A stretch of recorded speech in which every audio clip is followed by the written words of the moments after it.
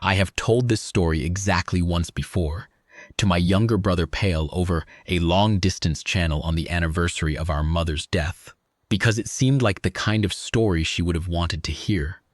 And because Pale was the one who taught me to read out loud in the first place. He read to me every night when we were small. I was a slow reader, and he had the patience of someone who didn't know he had patience, which is the best kind. And he kept reading long past the age when it was embarrassing, long past the age when I could do it myself, because by then it had become a thing we did, the way certain habits become a form of love before you name them. I told him the story, and he was quiet for a while on the other end of the channel, and then he said, "That sounds like Mum." I said, "I know." And we left it there.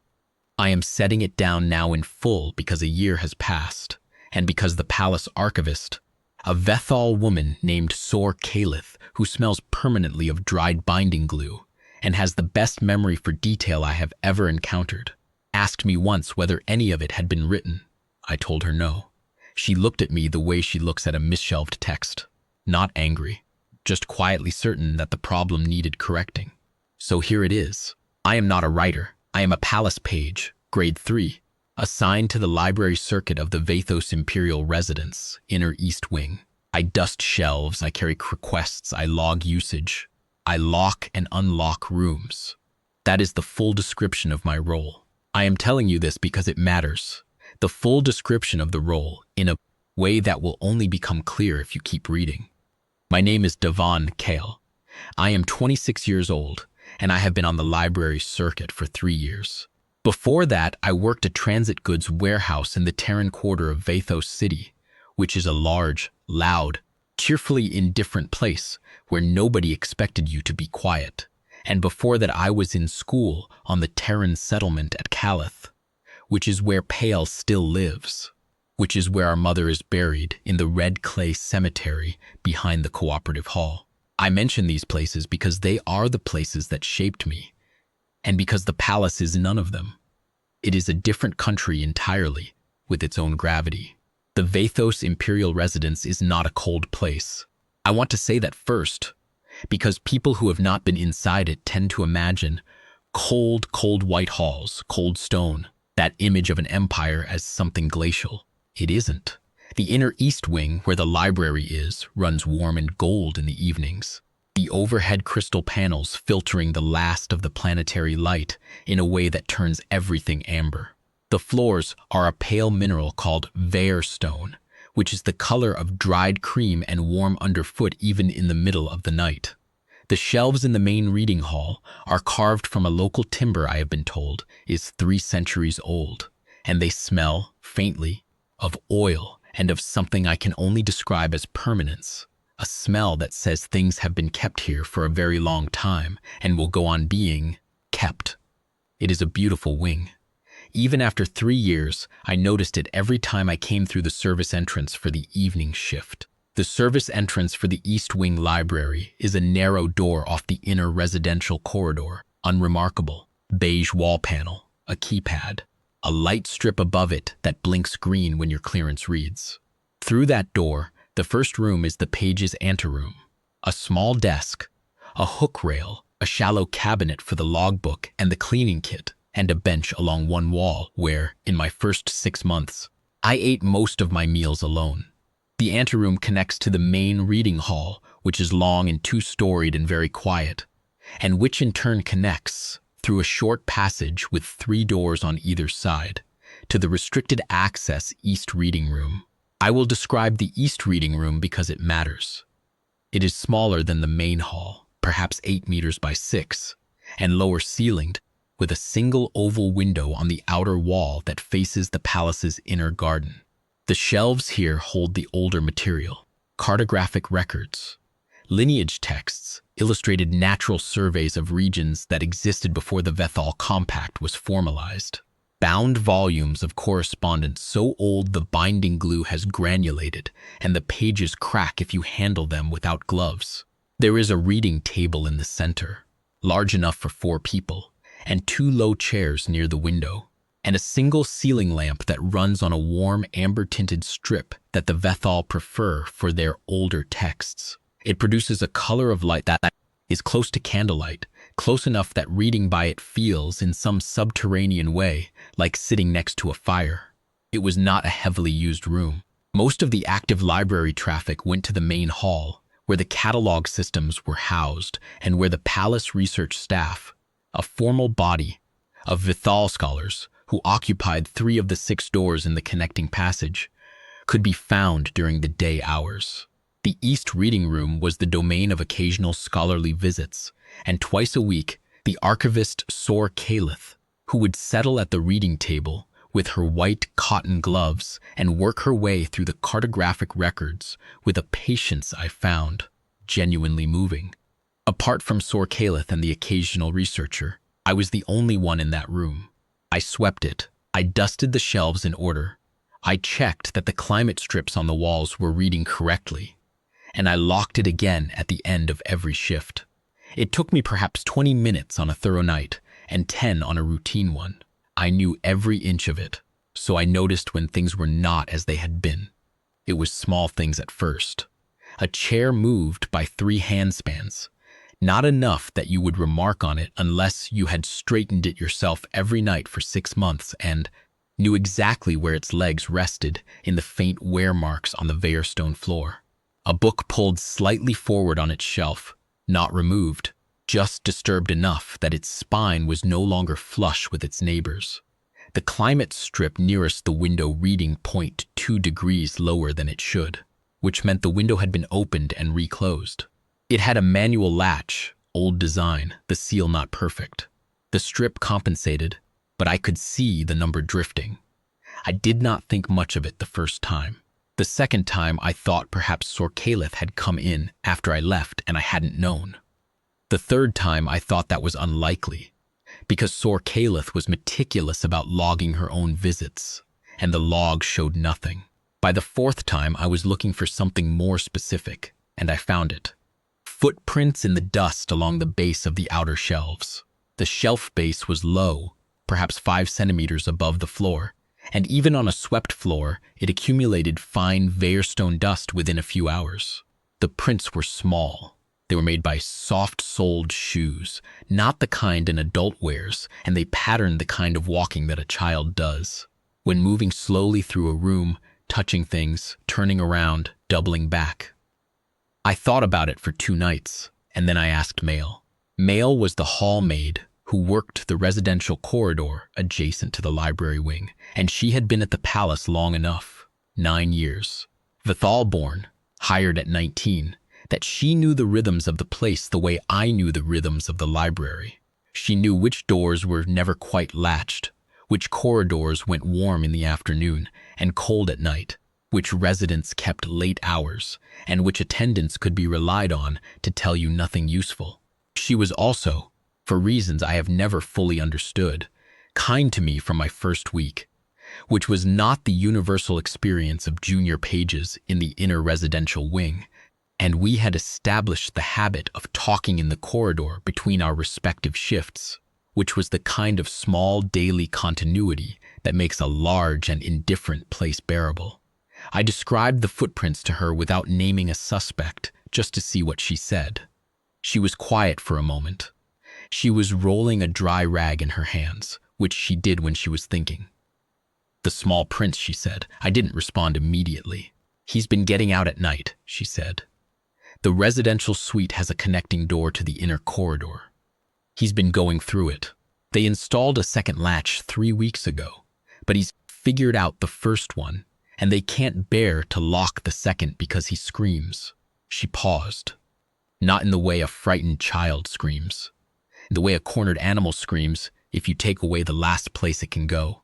She rolled the rag the other direction. "So they don't lock the second latch." I knew the broad facts about Prince Sorel. Working in the palace, even in the library, you absorbed the basic geography of the household situation the way you absorbed floor plans, not through any particular effort, but through proximity and time. The Empress Vathos had died 8 months prior, a sudden event that the official communications called a cardiac episode, and that the older palace staff called, privately, a kind of grief made physical. She had been ill for a long time in ways that did not show, and then one morning she was not ill anymore in any sense.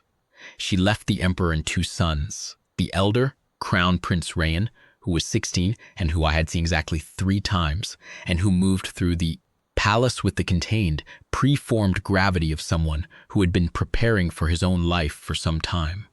And Prince Sorel, who was 4. What I knew about Prince Sorel beyond these facts I had gathered, also from mail, in pieces over the preceding weeks, that he had stopped speaking approximately a month after his mother's death, that the palace had brought in succession, 2 Vethal grief specialists, a child psychologist from the capital's academic district, a pair of Terran Vethal liaison counselors recommended by the Compact's welfare board, and a specialist in childhood developmental speech disorders from a university on the 3rd orbital settlement, that none of them had produced a word from the child, that the emperor sat with him every evening for 2 hours in the residential suite, and that the child sat with him in silence, which the emperor bore with a stillness that Mail described as the hardest thing she had ever seen a person do, and that Sorel was, by the account of every attendant who worked his care, not withdrawn in the way an unhappy child is withdrawn. He moved. He ate adequately. He responded to the basic signals of his environment, but was sealed, as if the part of him that had always known his mother was listening, had closed a door and not yet found a reason to open it again. He was 4 years old. He was walking through the palace at night in his soft shoes, alone, and he had found the East reading room, and he was going in and sitting between the shelves, and then going back before the morning shift. I did not know what to do with this information. I was not a grief counselor. I was not a therapist, a psychologist, a specialist in child development, or a member of the royal household staff beyond the most junior and peripheral sense of that term. I was a grade 3 page on a library circuit. My clearance covered the East Wing.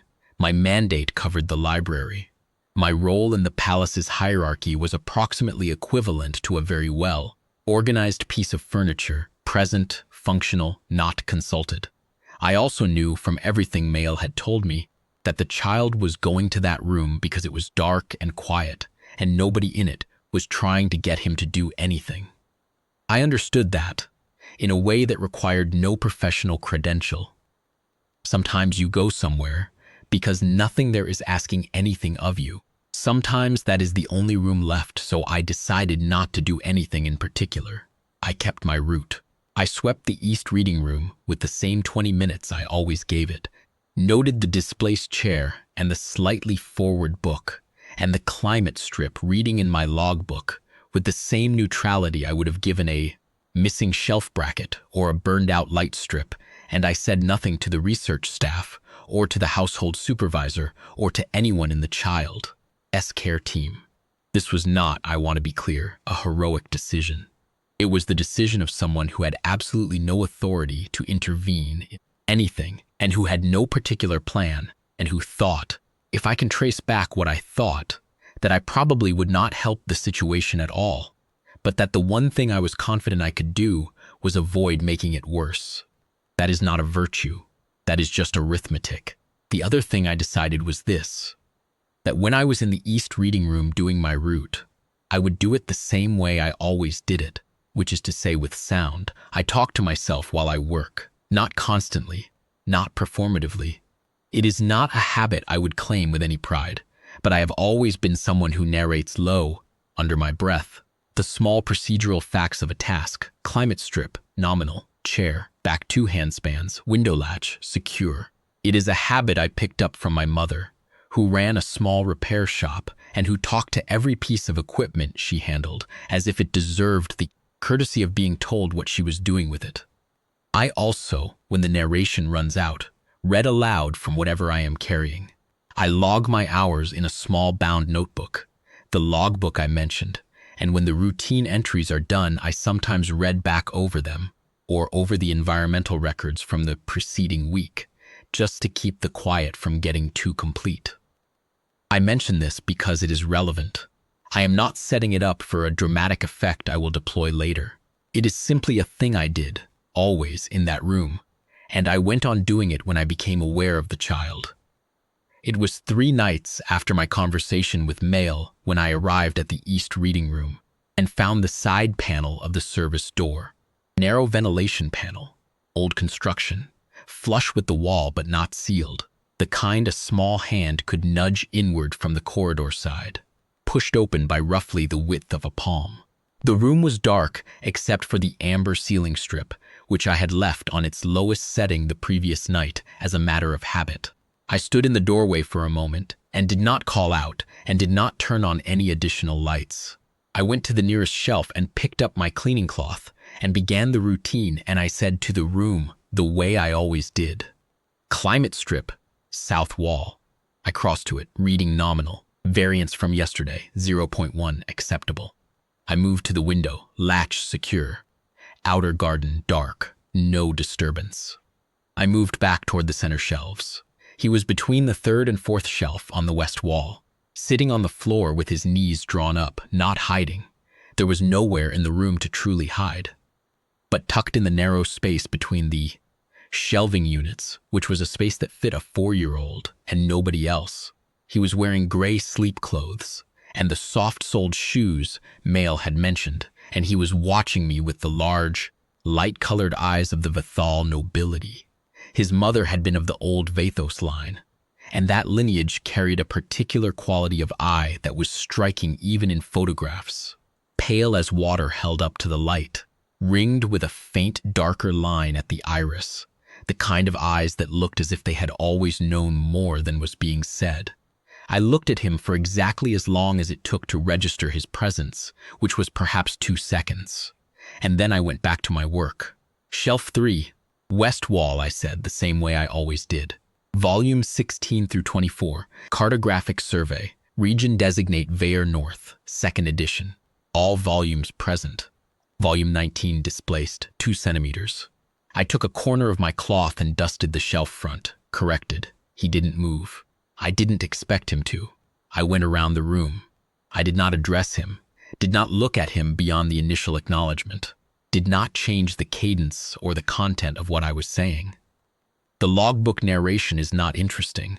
It is a sequence of factual observations recorded in real time, and it has no story in it, no arc, no warmth. But it is sound. It is a voice that is not demanding anything, that is just moving through a room being quietly occupied with its own purposes. And it is steady. That is what it is. When I had done the whole room, I sat down on the floor by the reading table.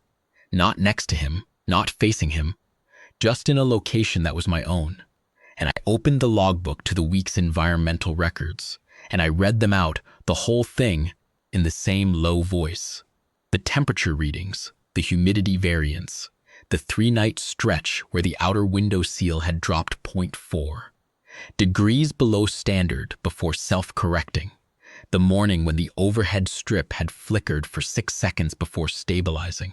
I read until the records ran out, which took perhaps 8 minutes, and then I sat in the quiet for a few moments, and then I stood up and did my closing checks and went out and latched the service door behind me. He was still there when I left. I did not look back. I could tell you I knew what I was doing. I did not know what I was doing. I knew only that I would go back the next night and the night after that, and that I would do my route and I would read my logbook, and that this was a thing I was able to do without doing any harm. On the 2nd night, he had moved. He was still between the 3rd and 4th shelf, but he had shifted so that he was facing slightly more toward the center of the room rather than the wall. I noted this in the private section of my logbook and did not note it in the official log, which was the correct procedure. Because the official log was a record of the library's physical state and not a record of what I observed about the emperor's son, and those were 2 entirely different categories of document. I did the route. I sat down. I read the environmental records. When those were done, I found I had nothing else in the logbook, and the quiet was sitting on the room in the way quiet does when you have acknowledged it and then have nothing to put in its place. So I said, without looking at the child and without particularly addressing him, I don't have anything else in here. I turned the logbook over in my hands. I'm going to check if there's something worth reading in the survey section.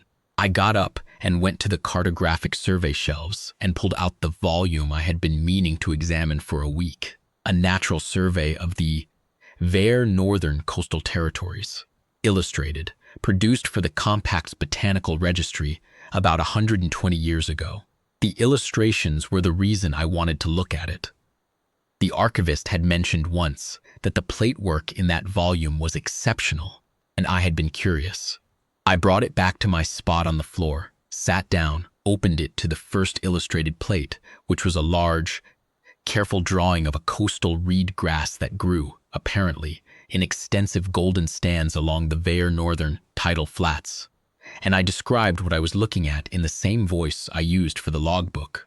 Reed grass, Very Northern coastal variety. Illustrated in, it looks like green and gold ink on cream paper. Very detailed. The stem structure is drawn to show the fiber layers inside. Somebody took a lot of time with this. I turned the page. Another plate. This one is the seed head. It's the kind of seed head that looks like a small explosion stopped partway through. I turned the page. There's a map here showing the distribution range. The range is larger than I expected. I did this for perhaps 20 minutes, until I ran out of plates, and then I closed the book and sat in the quiet for a moment, and then did my closing checks and left. On the third night, he was sitting at the edge of the shelves rather than between them. On the fourth night, I brought, along with the logbook, an old Terran Vithal almanac I had found in the general reference section. It was a survey of seasonal agricultural data from the Compact's earliest settlement years, which is to say it was very dull, but it had illustrations of the Terran settlers' food plants alongside equivalent Vithal varieties, and the comparison drawings were the kind of thing you might call charming, if you were being generous, and adequate if you were being accurate. I described those too. It was on the fourth night that I noticed he had moved again, not toward me, but toward the reading table. He was sitting on the floor on the far side of it. There was the full table length between us, with his knees up and his arms around them, watching. Not watching the book, watching me. There is a particular quality of a child's attention when it has decided that something is worth watching, which is different from the general attention of being in a room together. It has a focus to it, a noticeableness. I felt it the way you feel being looked at, and I went on describing the almanac illustrations, and I did not stop or adjust. And after a few minutes, I felt the attention relax into something more comfortable, which is the thing that attention does when it realizes it is not being managed. I requested the slim volume of Terran children's stories from supply stores on the fifth day, as I had planned.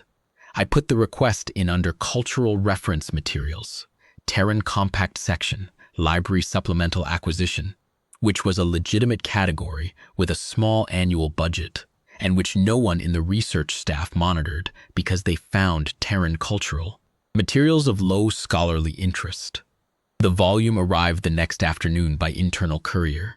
It was a collection of 48 short illustrated stories from the Terran canon, the kind of stories that have been told to children in various forms for long enough that they have worn smooth at the edges, the way stones in a river do, and that tell you, if you read them as an adult, something very plain and unadorned about what people have always wanted their children to know, that the world is larger than what you can see from where you are, that the small and the overlooked sometimes carry something the world very much needs, that the dark is not permanent.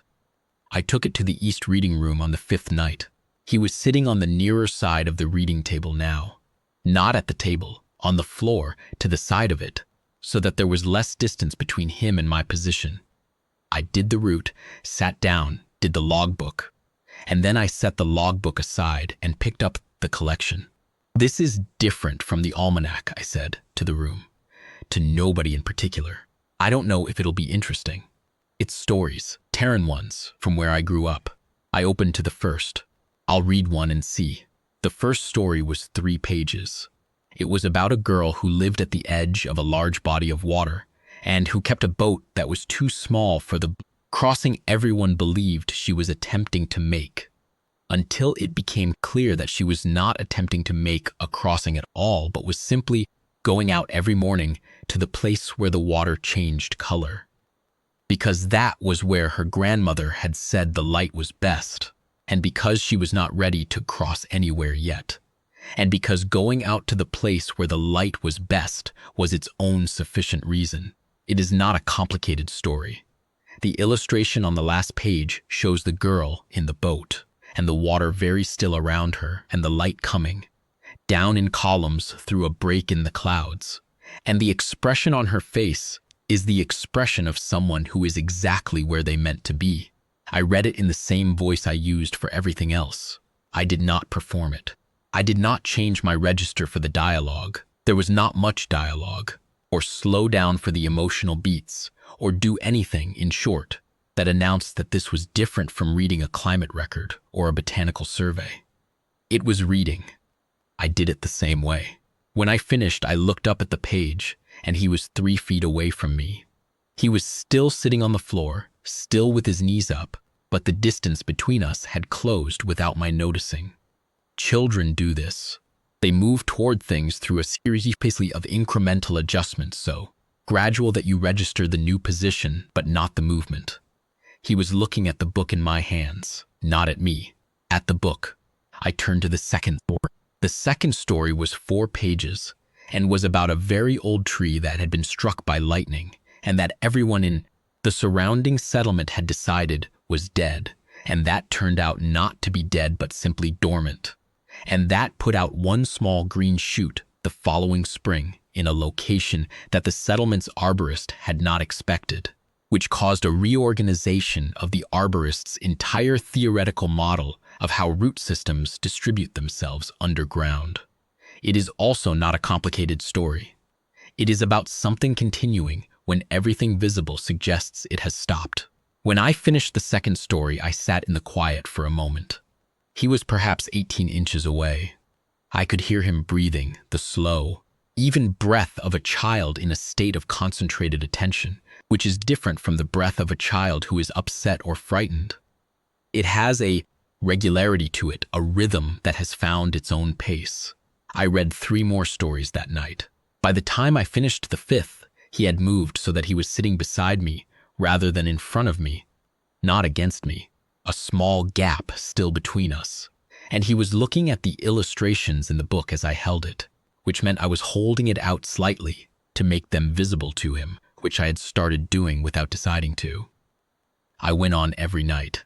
I did the route, I did the logbook, and then I read stories. Some nights I got through 4 or 5. Some nights, if they ran longer, only 2. I finished the first collection and went back to supply stores for a second. There was a companion volume, botanical and historical illustrated texts from the Terran settlement years, which were not exactly children's material, but which had the same quality of illustration and a straightforward text, and which seemed to hold his interest in a different way from the stories. He moved closer, night by night. It was not dramatic. It was the way distance closes between 2 people who are doing a thing together, without either of them having announced that they are going to. A process of small adjustments and increments, each one negligible, the sum of them significant only in retrospect. On the 7th night, he fell asleep against my knee. I did not plan for this. I was reading about 2/3 through the illustrated botanical text, midway through a double-page spread showing the growth cycle of a Terran grain variety from seed to harvest, which I had been describing with the same mild specificity I gave everything else. And the weight came gradually. First, his shoulder against my upper arm, then the slow tilt of a head finding a resting place, then the full settled stillness of a child who is somewhere past sleep into the deeper place, the place where breathing slows all the way and the body gives itself fully to wherever it has decided to be. I sat still. I did not move. I went on reading, lower, because there was no particular reason to stop, and because the room was quiet and the light was amber, and the page in my hands showed a field of grain under a wide sky, and the text below it said, in the careful Terran plain prose of that kind of book, that this variety had been grown in the same way for 800 years, and that the method had been passed on in the way the best methods are, not through documentation but through demonstration, one set of hands beside another. I thought about Pale. I thought about our mother's repair shop. I thought about the particular smell of the room we shared as children, wood and old, clothing and the cold coming in under the door in winter, and the sound of his voice reading to me in the dark, the way it covered the cold, the way it made the room feel like a known place. I was reading aloud to the emperor's son in a palace library. I was 26 years old, and I had a library logbook on my knee, and a child asleep against the other knee, and outside the window the palace garden was dark and quiet, and the bare stone floor was warm. I heard the door open. It was the service door, the same one I used, a keypad chime, a soft mechanical release, the careful quiet of someone trying to make as little sound as possible. I looked up. The Emperor of the Vethal Compact was standing in the doorway of the East reading room. He was not in formal clothes. He was in the plain long robe the Vethal use for evenings within the residential wing, dark gray, without insignia or formal marking, and he was not attended by any official. He was taller than I had realized from the distance at which I had seen him before. The public appearances, the twice-yearly addresses to the Compact Council that were streamed to all palace terminals and which I had watched from the page anteroom, and the light from the corridor behind him made his expression difficult to read. What I could see was that he had stopped moving the moment he saw us, with a stillness that was not surprise but something more complete than surprise. I looked at him. He looked at me. He looked at his son asleep against my knee. He looked at the book in my hands. I did not stand up, because standing up would have woken the child, and waking the child seemed wrong in a way I could not immediately articulate but felt clearly.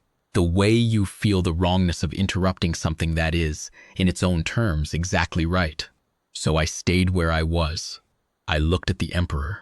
I said, as quietly as I could, "He's been coming here at night. I don't know how long. I noticed him about 2 weeks ago." I paused. "I didn't tell anyone. I'm sorry if that was wrong." The Emperor looked at me for a moment. His eyes were the same quality as his son's, pale and ringed, and they had the same quality of attention that I had noticed in the child, the kind that was actually looking, not just looking in your direction. He looked down at his son again. The child's face was turned slightly toward me, relaxed in the particular way of deep sleep, which is the way a face looks when it has put down everything it was carrying. One small hand was resting on the floor near his knee, open. The Emperor stood in the doorway for a long time. I don't know how long. Long enough that the amber strip above us went through its slow, nightly dimming cycle by 1 degree, which I noticed because I always noticed it, and which told me that at least 20 minutes had passed. He did not come into the room. He stood in the doorway and looked at his son, and the expression that I could now read, as my eyes adjusted to the corridor light behind him, was the expression of a man seeing something he has been afraid to hope for and finding that it is real, and that the fear and the hope are both still present, and that there is nothing to do with either of them except stand still and let them be. At some point he looked at me again. "You are the library page," he said. It was not a question. "Yes," I said. "Davan Kel, grade 3, East Wing Circuit." He looked at the book in my hands. "What are you reading?" "Illustrated agricultural texts," I said. "Terran settlement period, the grain chapter." He was quiet for a moment. "He sleeps," he said. It was also not quite a question. It was the statement of someone establishing a fact they had been uncertain of for some time. "Most nights," I said. "Not always all the way through. But yes." He was quiet again. I could hear, very faintly, the sound of the palace garden through the window, a night wind moving through the plantings, and somewhere further away, the low sound of the city beyond the residence grounds. The hum of a city that goes on going regardless of what happens inside the walls that overlook it. The Emperor looked at his son for another long moment, and then he looked at me, and he said 4 words. "You will stay on." Then he stepped back from the doorway, and the door closed.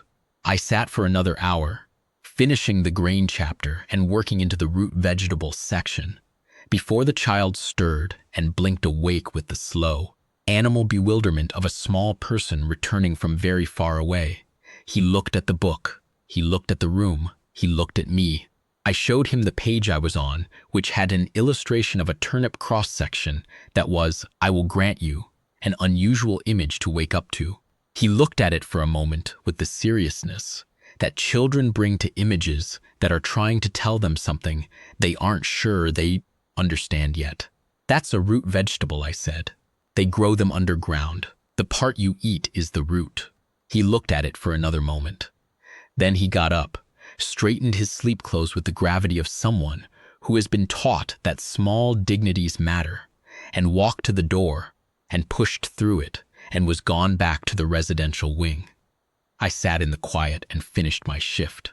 I want to be careful here about what happened next, because I have a tendency, in telling this story, to give it a shape it did not quite have in real life, to impose a clean line of development on what was actually a more gradual, less clearly marked thing.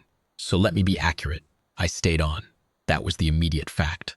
My assignment to the East Wing Library Circuit was changed, within 2 days of that night, to a permanent post rather than a rotation, which was a category of palace employment that came with a small private room in the inner residential service wing, and a salary adjustment I was informed of by the household secretariat in a memo that gave no reason for the change and which I understood not to require one. I was told by mail, who knew everything, that the household supervisor had been informed by the Imperial Household Office that the East Wing Library page was to be maintained indefinitely. No further explanation was given to anyone because none was needed within a palace hierarchy. Decisions that come from a particular altitude do not require explanation to the levels below them. I continued my route. I came every evening. I did the logbook and then I read. The child continued to come. He was there most nights, not every night, because there were nights when the residential staff had a specific program for him, or when he was ill, or when, as Mail told me once, he simply did not get up and come, for reasons known only to himself. But most nights he was there, and the pattern continued. He arrived, I read. He moved closer over the course of the evening. Sometimes he slept, and sometimes he did not. I had worked through most of the illustrated survey texts in the East Reading Room by this point, and had submitted several more requests to supply, stores, and the small shelf I had been given permission to establish in the anteroom. The household secretariat had formalized this in a second memo, held by the end of the second month, a fair collection. More Terran children's stories, illustrated natural histories, a volume of simplified astronomical texts with extraordinary platework that I had found in the main hall catalog and requested a copy of from the compact central archive, and 2 volumes of Terran folklore that I had requested from the Terran Cultural Library in the city quarter, and that had arrived in a worn box smelling of the kind of damp that comes from a building that has been storing things for longer than it was originally designed. 2. The folklore was different from the other material. It was older, less polished, and the stories in it were the kind that don't fully resolve. They end at a particular point and trust the listener to carry the rest. The child responded to these differently. Where the cleaner, simpler stories produced the gradual drift toward sleep that I had come to recognize as a particular quality of his attention at rest, the folklore kept him awake and watching. There was one story about a woman who walked into a lake every year on the same date and returned every year with a different fish, and the different things each fish meant, and the year she did not return, that I read 3 times at his apparent prompting, which is to say, on 2 subsequent nights he was already sitting close to me when I arrived, and on both nights he looked at the shelf and then at me with an expression that I had learned to read as an indication of preference, and on both nights I read it. I want to tell you about the 3 weeks of nothing that preceded the word, because I think it matters. There were 3 weeks. From approximately the 6th week after the night the Emperor had stood in the doorway to approximately the 9th week, when nothing seemed to be changing. The child came. I read. He moved close and sometimes slept and sometimes watched. But there was no particular escalation, no sense of movement toward anything. I did not find this discouraging because I had not been expecting anything. I had not set a goal. I had a route and a logbook and a shelf of books. And I had a child who chose to come and sit with me while I used them, and that was in itself sufficient. I was not, as I have said, a therapist. I was a page. The page's purpose is to be reliably present, to maintain the thing in his care in good order, and to be available when he is needed. That is the whole job. I had no additional objective. There is something I learned from my mother's repair work about the difference between maintenance and repair, which is this. Maintenance is the work you do so that repair is not necessary, and the measure of it is that nothing changes, nothing breaks, nothing worsens. The same reading on the same strip, night after night, nominal. If you are doing maintenance correctly, no one who is not paying close attention can tell whether anything is happening at all, because the entire purpose is to hold a condition steady, to prevent entropy from doing what entropy does when you are not watching. To my mother, this was the work she was most proud of, the work nobody ever praised her for, because the results of good maintenance are invisible. The thing still runs, the part still holds, the seal still reads correct. You cannot point to maintenance and say, "Look what I did." You can only say, "Look, it has not broken." Those 3 weeks were maintenance. I held the room. I held the routine. I held the sound and the warmth and the amber light and the pages of illustrated text. I did not try to accelerate. I did not to assess whether progress was occurring. I showed up at the same time with the same tools and did the work that was mine to do, which was to read, in a quiet voice, to a dark room that contained a child who had lost the thing that made speaking worthwhile, and to make that room the kind of room where the time passed gently, and to leave it exactly as I found it, except for the entries in the logbook. But I want to describe those 3 weeks honestly, because the honest description is this. They were ordinary, and that ordinaries was earned, and it was its own kind of progress, even when it did not look like progress from the outside. The East Reading Room had become a place where a small person came because it was a place where nothing asked anything of him except that he be there. That is not a small thing to establish. It takes time. It requires the person doing the providing to actually provide nothing other than the presence, which is harder than it sounds, because the human impulse when you are around someone in pain, even a small person, even a child you are not responsible for, even someone you can barely be said to know, is to want to do something that looks like helping, something that produces visible results that you can point to and say, "This is what I did." I did not have access to that. I had a reading voice and a logbook and a warm room. That was what I had. On a night in the 9th week, I have the exact date in the logbook. I will not reproduce it here because it is not my date to share. I was reading the last story in the 2nd Terran folklore volume. The story was about a boy who had been given a task he did not understand by a person he did not know, and who completed the task anyway because it seemed like the kind of task that wanted completing, and who found at the end that the person had been watching from the beginning and that the task had never been the point. The task had been the occasion. The point was something else, which I will not name here, because the story names it better than I can, and if you are interested, you should read it yourself. I finished the story. I closed the book. The child was asleep against my side. He had been asleep for perhaps 20 minutes. The deep kind, the kind where the hand goes fully open. After perhaps 5 minutes, he stirred. He always did this when he woke. A slow, gradual return, the same every time. He straightened. He looked at the book.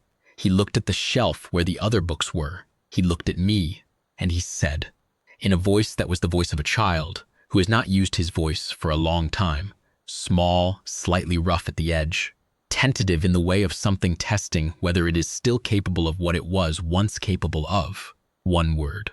Story. I looked at him. He was looking at the shelf. "Yes," I said, "tomorrow." He looked at me for a moment longer, and then he got up, straightened his sleep clothes, and walked to the door and out, the same as every other night, leaving the room with the amber strip and the warm Veyer stone floor and the old shelves and the quiet in it. I sat in the quiet for a while. I wrote in the logbook. I wrote, climate strip, south wall, nominal. Window latch, secure. The child spoke tonight, one word. I thought about Pale. I thought about writing to him. And then I thought I would wait until I had more to tell. I put the logbook away. I finished my closing checks and locked the East reading room behind me. 3 days later, Mail was waiting for me in the corridor before my shift with the expression she gets when she has news she has decided I need to know before I learn it from someone else. The Emperor heard, she said. I assumed so, I said. He told the household secretariat. She paused.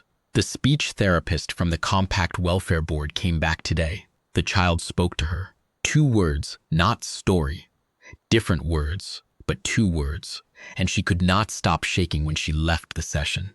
She has been coming twice a week for 4 months and had never heard his voice. I did not know what to say to this, so I said nothing. He hasn't spoken to the Emperor yet, Mail said. Just to you and now to the therapist. But the Emperor knows. The household secretariat passed it up. She looked at me. He hasn't said anything to you about it? No, I said. She nodded. She seemed to be deciding something. Then she said, he came and stood outside service door 3 nights ago. I saw him in the corridor. He stood there for a long time, and then he went back to the residential wing. I thought about that. He didn't come in, I said. No, she said. He didn't come in. I thought about that for a long time afterward. I have thought about it since. The Emperor of the Vethal Compact standing outside a library service door, not going in. Because whatever was inside that room was exactly what needed to happen. And the thing that would have stopped it from happening was him being inside. It, a father making himself absent from the one place his child had found. The precision of that, the exact calibration of it struck me then and strikes me now as one of the finest things I have ever seen a person do in a life that has shown me a number of fine things done by people who were not credited for them. I understand something about being a parent from having been parented. Not from having children myself. I don't. Not yet. But from watching my mother, who understood, in the way that she understood everything about repair, that the thing you must never do to something that is healing is force it. You hold the space. You provide the conditions. You show up at the same time with the same tools, and you do the work that is yours to do, and you leave the rest to whatever in the broken thing is still trying to mend itself. Prince Sorel said, story to me at the beginning of the 9th week. He said divan at the beginning of the 11th week. He said it the same way he had said story. Tentative, rough-edged, the voice of someone testing the word before trusting it, and he said it, without looking at me, looking at the book in my hands, and I said, yes, in the same tone I had used the first time, because it seemed to me that the appropriate response was the same. Not a production, not a moment, just a confirmation that the word had been heard and was correct. He said it again at the end of that same night. When he was leaving, said it at the door, looking back at me with one hand on the door panel. A small person in gray sleep clothes, with the large pale eyes, and the expression of someone who has decided that something is worth naming and is naming it. Tomorrow, I said. Same time he went out. The door closed. I sat in the East reading room for a while. Outside the oval window, the palace garden was dark, and the amber strip was on its lowest setting, and the old shelves held their 3-century-old cartographic surveys and their bound correspondence, and the Veyer stone floor was warm under my hands. I thought about Pale and about our mother, and about the way a thing you do, because it is the only thing available to you, sometimes turns out to be exactly the right thing. Not because you were wise, but because the situation had a particular shape that fit what you had to offer. I thought about the woman in the boat, going out to the place where the light was best, not because she was going anywhere, but because that was where the light was. I wrote in the logbook, I finished my checks. I locked up the East reading room and walked back down the connecting passage and through the main reading hall and into the pages anteroom, where I hung my keys and picked up my jacket and sat on the bench for a moment before going back to my room in the service wing. Mail was in the corridor. She was just standing there, which was unusual for her. She was always moving, always mid-task. "He told the Emperor good night tonight," she said. I looked at her. "Sorrel, they told me just now." He said it out loud. 2 words, good night. The Emperor was with him for his evening hour, and the child said good night when he left. I did not say anything. There was nothing adequate to say. Mail rolled the dry rag in her hands. She was smiling in the way she smiles when she has decided not to make a thing large, but is finding it difficult. "The household supervisor asked me whether you were happy in your posting," she said. I said I believed you were. "You were right," I said. She nodded. "Good." She turned back to her cart. "Get some sleep, Davin." I went back to my room and I wrote to Pale. I wrote him the whole story. The footprints in the dust, the botanical survey, the nights of nothing, the word at the door. I told him it sounded like something Mum would have done, and that I thought he would agree. Then I sent it, and I lay down on the narrow bed in the service wing room, and I looked at the ceiling for a while, which was a plain, pale ceiling with a standard light strip, nothing like the amber ceiling of the East Reading Room. And I thought that I was very glad to have ended up in this particular wing of this particular palace in this particular year of my life. And then I went to sleep. Pale replied 3 days later. The reply was 1 sentence. "That sounds like Mum," he wrote. I know it does. I am still on the East Wing library circuit. It has been a year since the night I described. The night the child said, "Story." The night the Emperor stood in the doorway. Sorrel speaks now, fully and clearly, in a voice that has grown in the way a child's voice grows, surer every month, more questions in it, the particular cadence of a small person who has discovered that words are useful for getting the things you want, and for making the things you feel into something that can be handed to another person and examined together. He comes to the library less often now, twice a week, sometimes once, sometimes 3 times when there is a specific text he has decided he wants to hear. The Palace Catalog system has granted him a reader's account at the archivist Sor Calith's suggestion, and he uses it. He has developed opinions about illustration styles, which he expresses with the precision of someone who does not yet know that opinions of this specificity are considered unusual in a child of his age. He prefers cross-sectional diagrams to paintings. He does not like stories where something is lost at the end and not recovered. He has requested the Woman in the Lake story a total of 9 times, which I find interesting, and about which he has not yet explained himself, and which I have not asked him to explain, because I think I understand it. His voice, when he talks to me, is the voice of a child talking to someone he knows. It is a particular kind of voice, without ceremony, without performance, with the easy shorthand of a relationship that has acquired its own history. He says my name the way he says the names of his other regular attendants, except, and I notice this, and I do not say anything about it, he says it when he arrives at the door, before he says anything else, just the name. Davin, as if checking that the room is still what he left it. I say yes, or I say here, or sometimes I say nothing and just look up from what I am doing so that he can see that I am there. That is enough. The Emperor thanked me formally once, a brief audience 6 weeks after the first word, conducted in the small receiving room adjacent to the library that is used for low ceremony occasions. He thanked me for my service to the household and to the imperial family, and said that the household secretariat would reflect the formal recognition in my record.